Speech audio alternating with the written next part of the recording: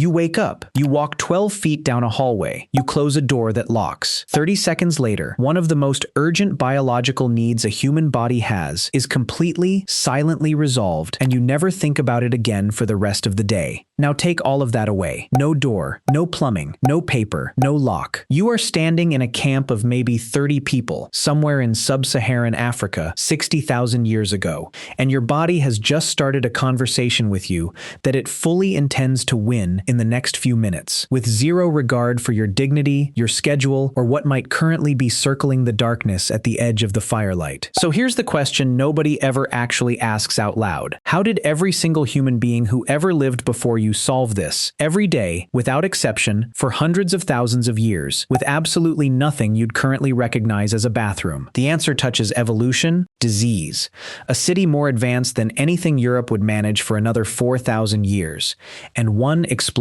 Roman toilet. Let's go find it. Here's the strange twist. For most of human history, this wasn't really a problem at all. Hunter-gatherer bands were small, usually 20 to 40 people, and constantly moving, following food and water across the landscape. Waste from a group that size, scattered thin and left behind within days, decomposed harmlessly under sun, rain, and insects long before it ever became dangerous.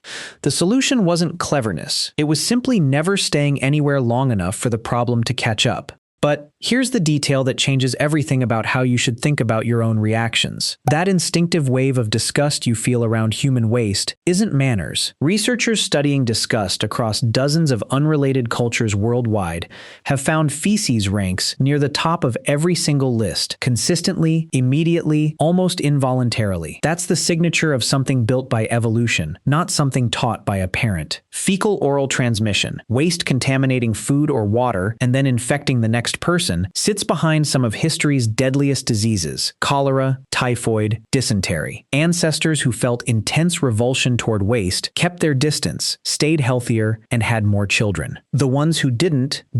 Across thousands of generations, that reflex got locked directly into your nervous system. Every time something makes your stomach turn today, you're feeling the echo of ancestors who survived specifically because they turned away from exactly that. Distance became instinct. But distance had one enormous exception, and it arrived every single night. Here's a problem modern life has completely erased, and it's genuinely uncomfortable to sit with. Going away from camp meant going away from the fire. Going away from the fire meant walking into total darkness, in a landscape patrolled by leopards, hyenas, and lions that hunted specifically after sunset, specifically targeting anything slow, distracted, or alone. Your digestive system, unfortunately, does not negotiate with predators. Evidence from ancient camp arrangements and modern hunter-gatherer communities suggests real adaptations here. Nighttime waste disposal often happened noticeably closer to camp than daytime disposal, a direct trade-off between sanitation and survival. Some groups went in pairs, which does almost nothing to stop a determined predator, but does provide noise and company, two things most predators would rather avoid. There's something almost funny hiding inside that detail. Two adults walking into pitch darkness together for a reason neither one states out loud, returning a few minutes later with quiet, dignified silence. Apparently, privacy etiquette is older than privacy itself. The fire helped more than you'd expect too. Its light stretched the safe zone slightly outward, and smoke from certain woods kept flies away from waste sites during the hours it burned. A cooking fire was quietly doing sanitation work nobody designed it for. This entire system worked, reliably, for a genuinely staggering length of time. Then humans made a decision that should have been progress, and it very nearly wasn't. About 12,000 years ago, humans stopped moving. Farming meant permanent homes, stored grain, and staying in exactly one location, year after year, generation after generation. And the mobility that had quietly solved the waste problem for hundreds of thousands of years simply vanished overnight. Here's the number that should genuinely stop you. At Çatalhöyük, an 8,000-year-old settlement in modern Turkey, archaeologists studying fossilized human feces, called coprolites, found them packed with whipworm eggs. Whipworm doesn't come from wild game or a clean mountain stream. It spreads specifically through fecal contamination of soil that people then walk through, drink near, or grow food in. Finding whipworm at Çatalhöyük means finding physical, preserved proof of exactly what happens the moment humans stop moving away from their own waste. Paleoparasitologists studying this transition across multiple sites have found the same pattern repeatedly. Hunter-gatherer remains show parasites tied to wild food. Early farming settlements show an abrupt shift toward parasites tied specifically to sanitation failure. Human life expectancy actually dropped after the invention of agriculture, and contaminated waste sitting where people lived, ate, and drew water was a major reason why. We traded predators in the grass for something worse, an enemy too small to see, living in the exact dirt beneath everyone's feet. Somebody, somewhere, eventually had to fix that, and one civilization solved it astonishingly early. Travel to the Indus Valley, roughly 4,500 years ago, to a city called Mohenjo-daro, in what's now Pakistan. Nearly every house had its own private brick toilet, connected to covered drains running beneath the streets, carrying waste completely out of the living space. This is a functioning, city-wide sewage system, older than the pyramids of Giza, built at a scale most of medieval Europe wouldn't come close to matching for another 4,000 years. Far to the north, on a windswept Scottish island, a 5,000-year-old village called Skara Brae shows drains built directly into stone house walls, leading away from small indoor recesses that may be among the earliest indoor toilets in Europe. Two civilizations, thousands of miles apart, arrived at the exact same conclusion completely independently. If you can't walk away from your waste anymore, you have to force the waste to walk away from you. Nobody engineered that idea from a place of comfort.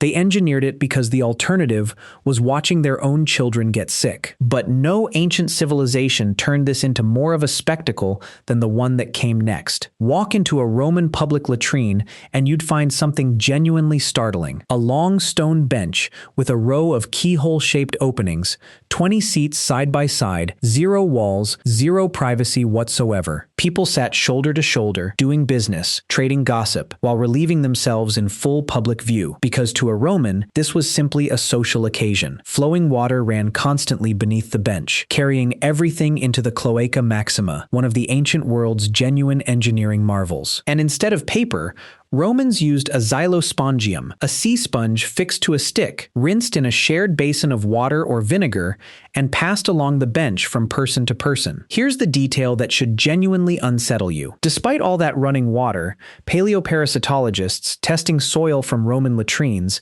have found the population remained heavily burdened with intestinal parasites, in some measures more than expected. That shared sponge, moving from stranger to stranger, may have spread infection just as efficiently as it cleaned anyone. And Rome's sewers had no gas traps. Methane from decomposing waste built up in the tunnels below, and it occasionally ignited, sending flames shooting up directly through the marble seats while people were sitting on them. Advanced plumbing, zero privacy, occasional structural fire. Ancient Rome, everybody.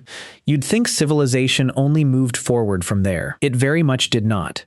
When Rome collapsed, so did most of its sanitation infrastructure, and Europe spent the next 1,000 years relearning lessons the ancient world had already solved. Castle residents used garderobes, small stone closets projecting outward from the wall, dropping waste straight into the moat below, quietly turning a defensive barrier into a ring of raw sewage. City dwellers kept chamber pots under the bed and emptied them directly out the window each morning, turning entire streets into rivers of mud and waste. Cesspits collected the rest, emptied periodically by workers called night soil men, who worked strictly after dark and sometimes suffocated on trapped gas while hauling it out by hand. All of that seeped steadily into shallow drinking wells for centuries, until London's River Thames grew so choked with human waste that during the summer of 1858, the smell physically shut down the British government. Parliament's curtains had to be soaked in chloride of lime just so politicians could keep working without gagging. Historians still call it the Great Stink. It took tens of thousands of cholera deaths before modern society rebuilt what ancient engineers had already figured out, quietly proving something ancient hunter-gatherers already knew instinctively. You cannot live next to your own waste indefinitely and expect to get away with it. Here's the twist worth sitting with as we close this out. When doctors and public health researchers are surveyed about the single greatest medical advance of the past 2 centuries, the answer usually isn't a vaccine or an antibiotic. It's sanitation itself, clean water and the safe removal of waste, quietly responsible for more saved lives than almost anything medicine has ever produced. But here's the genuinely uncomfortable part. Researchers at the Max Planck Institute for Evolutionary Anthropology, comparing gut bacteria in modern industrialized populations to Hadza hunter-gatherers in Tanzania, found something nobody expected. Hadza gut microbiomes closely resemble those recovered from thousand-year-old preserved human waste, far more than they resemble the average American gut today. We didn't just clean up the danger. We may have scrubbed away something genuinely useful along with it, a level of microbial diversity our immune systems were quietly calibrated for across hundreds of thousands of years, and researchers are still working out exactly what we lost in that trade. So the next time that door clicks shut and the whole problem disappears in seconds, understand what you're actually standing inside of. A leopard-dodging instinct 60,000 years old. A city in Pakistan that solved this before the pyramids existed. A Roman sponge nobody should have shared. A stinking river that once shut down an entire government. All of it, quietly compressed into a porcelain bowl and a single push of a button. If that genuinely changed how you'll look at your own bathroom tonight, hit that like button right now. And subscribe, because next time we're asking a question that sounds almost too simple and isn't. Why did ancient cities build walls facing away from the rising sun? The answer is stranger and far more deliberate than it looks. See you in the next one.